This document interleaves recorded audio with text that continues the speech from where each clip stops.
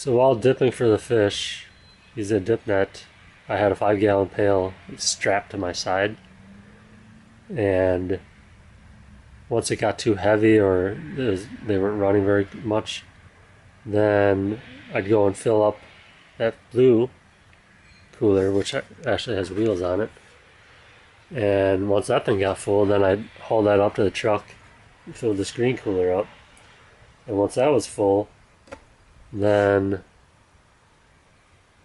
then I well, then we ended up filling that blue one pretty much as full as that could get and still be able to close it. And we didn't use any ice at all on them. And we fished from about 9 o'clock at night till about 4 in the morning. And we had about an hour drive back to the cabin. So I had brought up 5 milk jugs that were frozen of water, and I took a hammer and smashed smashed 2 milk jugs and emptied all the ice on the bottom. Then I took a contractor bag and put 2 towels in it, and then had the bag come all the way outside like this, so the opening was outside. And so the towels would be like a barrier between the ice and the fish, so the fish won't get like freezer or frozen too much. And then I took handfuls of the fish that were in the coolers and threw them in a 5 gallon pail that I'd filled with water, rinsed them off a little bit, then took that 5 gallon pail, dumped them through a dip net, then took the dip net, emptied them in on top of this contractor bag, just the way it looks right now. Once we filled it all the way up, it came all the way up to right about here of fish. Then did another contractor bag with 2 towels, put that on top of the fish, then broke open 3 more milk jugs of ice, layer on the top, and then it was just enough to be able to close the thing. And then so that was when I did that. That was last night, and now this morning is when I actually started doing the cleaning, and the ice was still completely intact. But it's still a lot of ice, so it didn't melt too much, so everything stayed really cool. And then now I've been working since so I started around 9:30 and now it's past 6:30. My dad started helping me about an hour after I started. And we got that many fish left. Plus my dad doesn't even realize that I put that many in there to keep them cool, because I noticed they're starting to get a little warm, so I wanted to keep them nice and cool. So, and then I've been saving the fish heads and guts. My dad said, like, years and years ago, I've never even heard this story, that he had put buried 3 smelt with each tomato plant in his garden, and the tomatoes grew. Well, the tomatoes grew super well that year. So I'm like, why didn't you ever tell me? So I'm planning on taking some of that at least and putting it with some of the plants that I just planted a few days ago, burying it next to it. Alright, making the bags.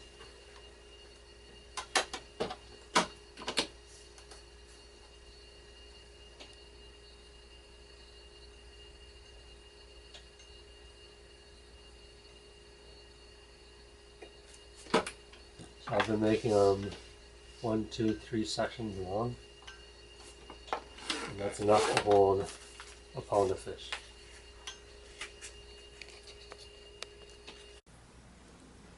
Alright, this is making the paper towel so that it soaks up the moisture, so the vacuum seal bags seal properly. And my mom was nice enough to do it for me, so I don't have to do this step.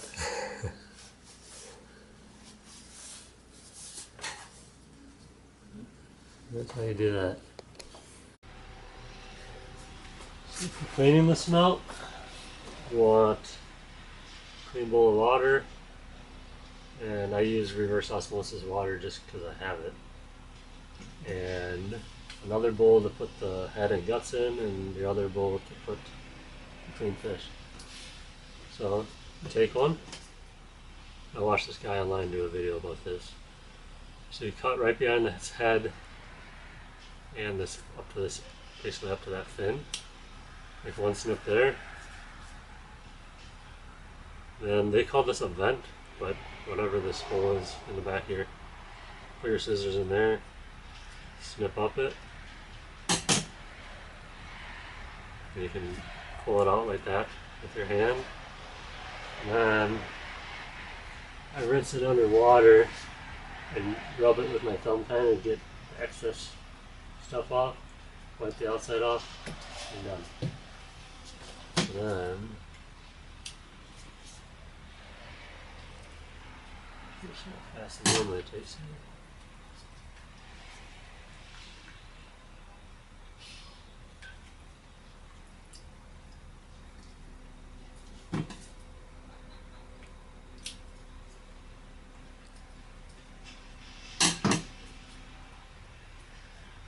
That had a lot of black stuff in it. Dried blood or something.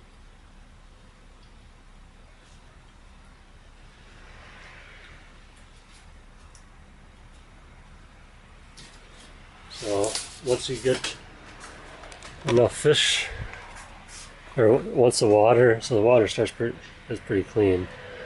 But once it gets a little murkier than that, then I've been dumping it into this bucket, and then I'm planning on using that as fertilizer for the garden. And then I filled up a bucket of reverse osmosis water earlier, so I'd have enough. And so my dad's been helping me. That's his station, and that's mine.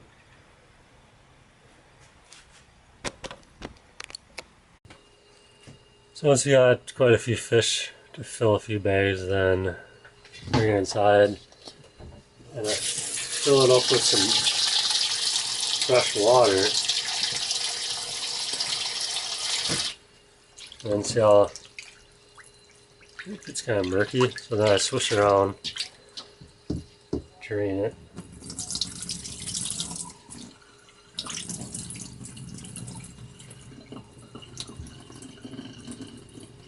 And then I do that. Fill the water, drain it again, fill the water, do it. So it's a total of 3 times rinsing it, just to get some of the excess stuff out of there. So once you got everything drained, then I found out that they kind of have to be dry. So I do double up, 3 across. And I count out 50 of them. So about 50 of them, normal size, makes a pound.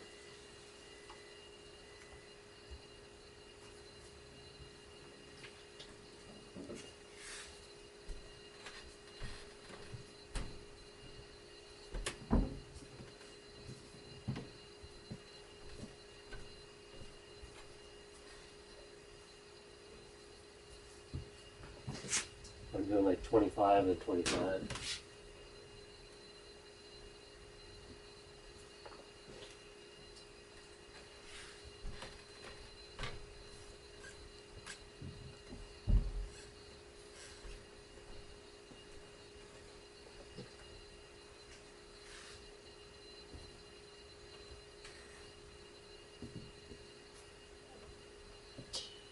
Then take another one of these, kind of roll it on it. Gets all the sides of the fish, dries it enough. I was having problems doing it wet, and then it wasn't vacuum sealing because there's too much moisture being sucked through, even with the paper towel. So now they're all dry, ready to be put in a bag. So I'm going to take a bag.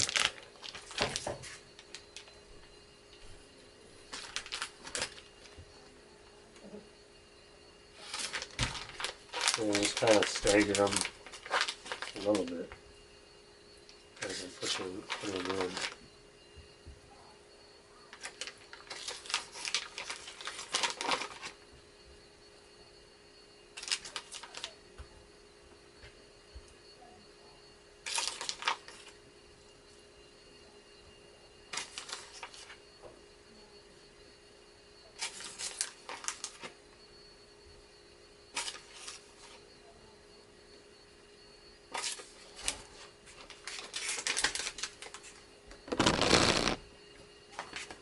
I'm just gonna shake them down a little. Oh man, I don't have one of my things. They're all upstairs. Oh yeah, I'll make one really quick.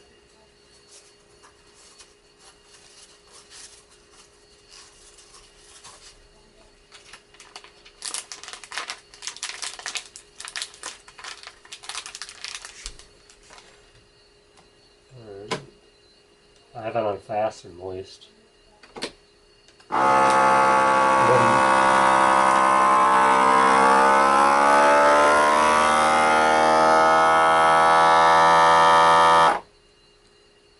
I squeeze the edges like this on the paper towel so moisture doesn't creep out the edges, and then it might not seal on the edges of the bag. And then you can check the seal, and this one looks like it's good. Then I've been putting them, so it's 50 in a bag. It's about 50 per pound, and I already have 3 high and 2 more right there.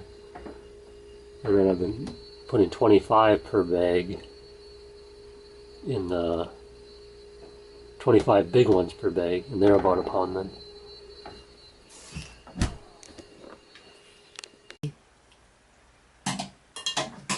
So it's a little after 9:30. 12 hours into this about cleaning, and I took about a 20-minute dinner break. Here's my help, the guy that introduced me to smelting, my dad. And there's no end in sight.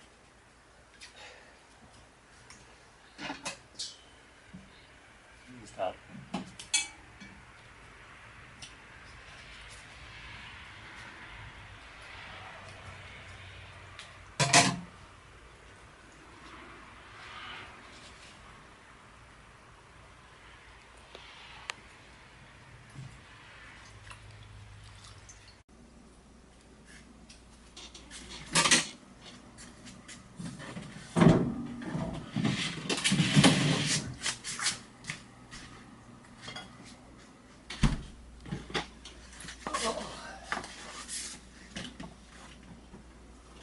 Oh, I didn't know we had another cooler full.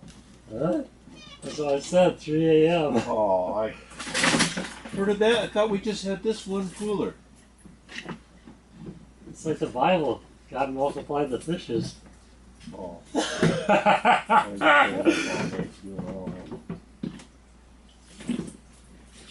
Oh, that's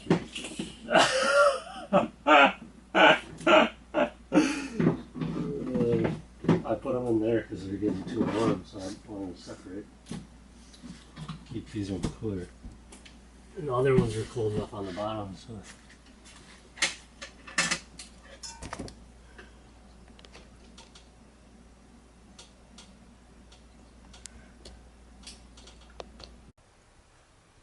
This is the last smelt to clean out of the whole big cooler full.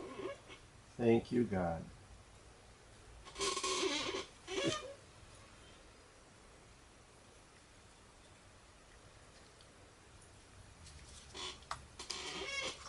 The end. And these nuts have been drying out, and they're drying for like 3 days now. And then there's all the stuff that I have to, I'm gonna use our hot water pressure washer, clean it first. And then use that pump upstairs with bleach in it, bleach everything, wait 5 minutes, and then rinse it all down. And in the meantime, all this will be nice and clean too after using the bleach. That's what over 3,000 smelt vacuum seal looks like. There's about 67 pounds there. And I found out that about 1,000 smelt fit in a 5-gallon pail. Because we ended up with around 3 5-gallon pails worth, or 2 coolers full.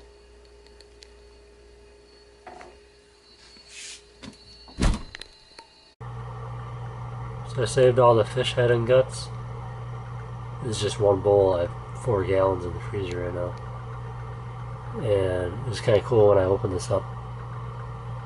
I saw all the eyes like staring at you. And so I buried like a ladle full under each tomato plant in my garden. My dad said he planted tomato plants like years and years ago. And put like 3 smelt under each plant, and they turned out really good. So one cool thing, as I was cleaning the smelt, one had its mouth open, and I noticed there was like little teeth on its tongue, or what looks to be like a tongue. And then after washing this one out, I noticed there's little teeth on the top, and then really fine ones on the bottom of its mouth.